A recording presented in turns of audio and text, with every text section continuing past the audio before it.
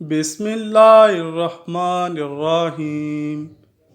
سانحہ کربلا انسانی تاریخ کا ایک دل خراش واقعہ کہ جس میں پیغمبر صلی اللہ علیہ وآلہ وسلم کے پیروکار اپنے ہی نبی کے نواسے کو بے دردی سے شہید کر کے ان کا سر اقدس نیزے پر سجا دیتے ہیں۔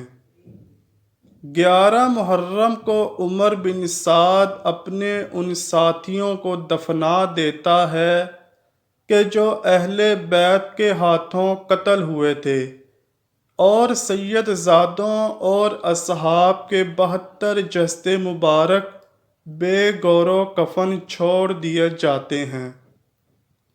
یزیدی لشکر امام عالی مقام اور ان کے 72 ساتھیوں کے سر مبارک آپس میں بانٹ لیتے ہیں اور اہل بیت کی شہزادیوں کو قیدی بنا کر یہ قافلہ عمر بن سعد اور شمر لعین کی نگرانی میں کوفہ کی جانب سفر شروع کر دیتا ہے۔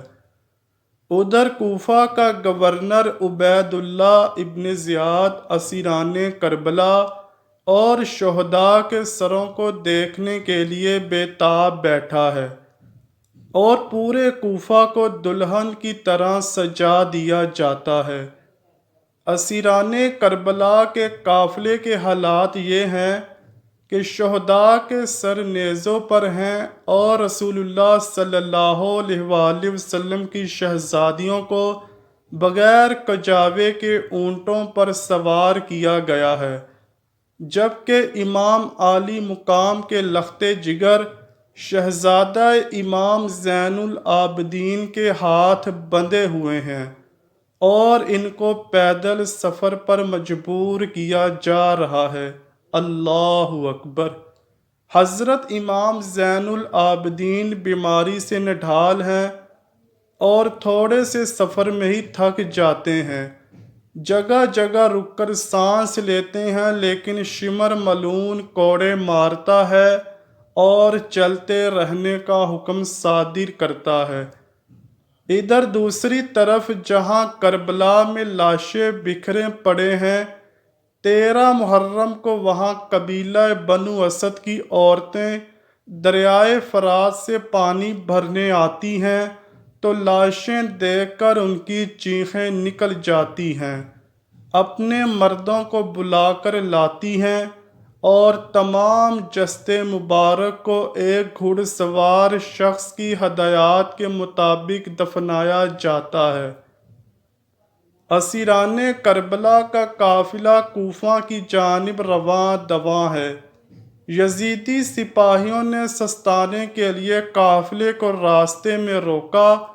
یہاں تاریخ طبری میں امام طبری اور البدایہ والنہایہ میں علامہ ابن کثیر لکھتے ہیں کہ یزیدی فوج شراب میں مست تھی، جس وجہ سے ایک سپاہی عنان بن جید نواسہ رسول صلی اللہ علیہ وآلہ وسلم کی بیوی حضرت رباب کی طرف بدمستی میں بڑھا تو شیر خدا کی شیر بیٹی حضرت زینب سلام اللہ علیہا نے قریبی کھڑے دوسرے سپاہی کی تلوار کھینچ کر پہلے عنان بن جید کا بڑھتا ہوا ہاتھ کاٹا، پھر اس کی گردن اڑا دی۔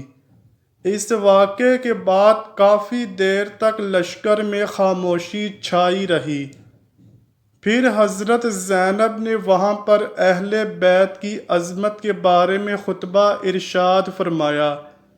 امام طبری روایت کرتے ہیں کہ ابن سعد نے خولی کے ہاتھ امام عالی مقام کا سر اقدس ابن زیاد کے دربار بھیجا۔ خولی جب کوفہ پہنچا تو رات کا وقت تھا، اس لیے وہ سر مبارک کو اپنے گھر لے گیا اور ایک برتن میں ڈھانپ دیا۔ سر مبارک کو دیکھ کر اس کی بیوی نوار سخت ناراض ہوئی کہ یہ تم نے کیا ظلم کر دیا۔ وہ بیان کرتی ہے کہ خدا کی قسم میں نے دیکھا کہ ایک نور برابر آسمان سے اس برتن تک ستون کی مانند چمک رہا ہے، اور میں نے سفید پرندے دیکھے جو برتن کے ارد گرد منڈلا رہے تھے۔ چنانچہ 12 محرم کو اسیران کربلا اور نواسہ رسول صلی اللہ علیہ وآلہ وسلم کے سر مبارک کو ابن زیاد کے دربار میں پیش کیا گیا۔ شیر خدا کی شیر بیٹی حضرت زینب اور ابن زیاد کے درمیان سخت گفتگو ہوئی۔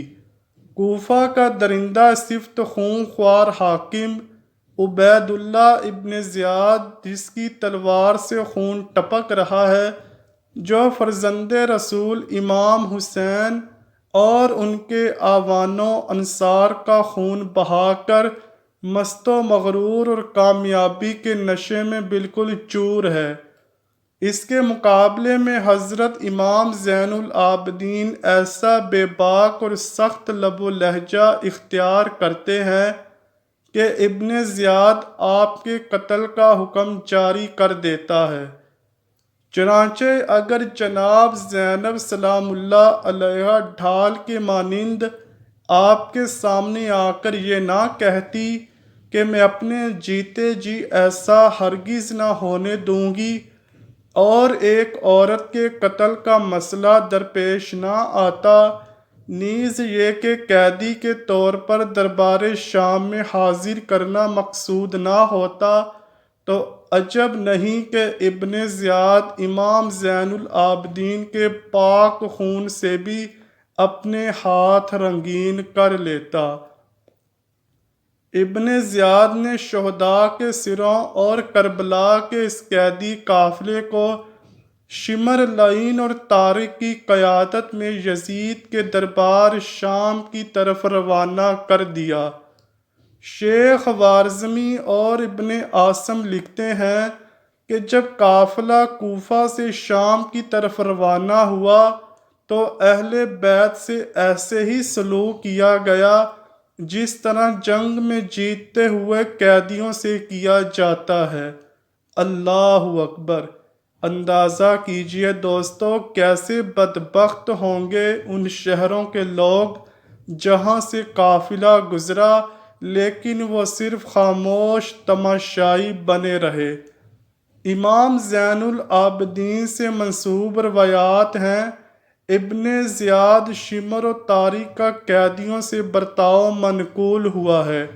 حضرت امام حسین کے شہزادے کو ایک لاغر و نحیف اونٹ پر اس حالت میں سوار کیا گیا کہ امام حسین کا سر نیزے پر، قیدی عورتیں ان کے پیچھے، اور نیزے پر ان کے اطراف موجود تھے۔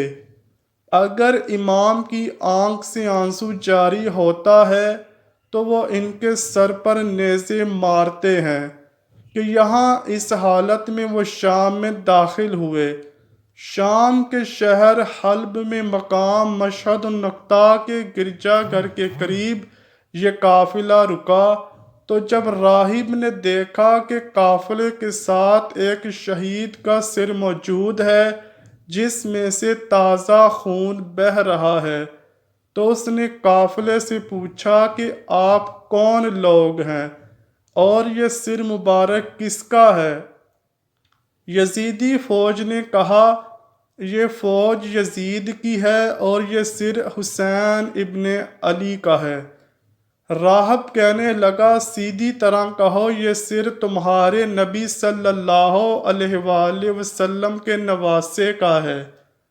یہ جواب سن کر سب خاموش ہو گئے۔ جب راہب نے دیکھا کہ یہ کسی معمولی انسان کا سر نہیں، تو اس نے شمر و طارق کو بیش بہا قیمتی تحائف اور سونے کے سکے دے کر کہا کہ آج رات یہاں ہی رک جاؤ اور ایک رات کے لیے یہ سر مجھے دے دو۔ لالچی سپاہی فوراً تیار ہو گئے۔ راہب ساری رات سر مبارک کی کرامات دیکھتا رہا اور صبح کلمہ پڑھ کے مسلمان ہو گیا۔ روایات کے مطابق ظلموں اور جبر سہتے یہ اہل بیت و اطہار کا قافلہ پہلی سفر کو شام میں داخل ہوا۔ یزید کے حکم کے مطابق شہر کو ایسے ہی سجایا گیا جیسے کسی جیتی ہوئی فوج کے کمانڈر کے استقبال کے لیے سجایا جاتا ہے۔ شہر میں داخل ہونے کے بعد اسیران کربلا کو جامع مسجد کے چبوترے میں بٹھایا گیا۔ یزید کے حکم کے مطابق محل کو سجایا گیا اور تمام بزرگان شام کو محل میں مدعو کیا گیا۔ پھر حکم ہوا کہ اب اسیران کربلا کو حاضر کیا جائے۔ امام حسین کا سر مبارک ایک طشت میں پیش کیا گیا اور کھانے کی میز پر رکھ دیا گیا۔ یزید اپنے اصحاب کے ساتھ شطرنج کھیلنے لگا اور جیسے ہی بازی جیتتا تو وہ جام نوش کرتا اور باقی بچا ہوا جام طشت پر گرا دیتا۔ دربار میں موجود مروان بن حکم کے بھائی یحییٰ بن حکم اور صحابی رسول صلی اللہ علیہ وآلہ وسلم ابو برزہ اسلمی نے جب یزید کی ان حرکتوں پر اعتراض کیا تو یزید نے ان دونوں کو ذلیل و خوار کر کے اپنے دربار سے نکال دیا۔ اسی طرح شام میں چاہے وہ یزید کا دربار ہو یا مسجد میں لوگوں کا بے پناہ ہجوم، بڑے ہی واضح الفاظ میں دشمنوں کی سازشوں سے پردہ اٹھا کر حقائق کا برملا اظہار کرتے رہتے ہیں۔ چنانچہ حضرت زین العابدین کے ان تمام خطبوں اور تقریروں میں اہل بیت کی حقانیت اور موجودہ حکومت کے جرائم اور ظلم و زیادتی کا پردہ چاک کرتے ہوئے نہایت ہی تلخ و درشت لب و لہجہ میں غافل و ناآگاہ عوام کو جھنجھوڑنے اور بیدار کرنے کی کوشش کی گئی، لیکن یہ بے ضمیر لوگ اپنے آپ کو بیچ چکے تھے۔ ان پر حضرت امام زین العابدین اور حضرت بی بی زینب کے خطبات کا کوئی خاطر خواہ فائدہ نہ ہوا۔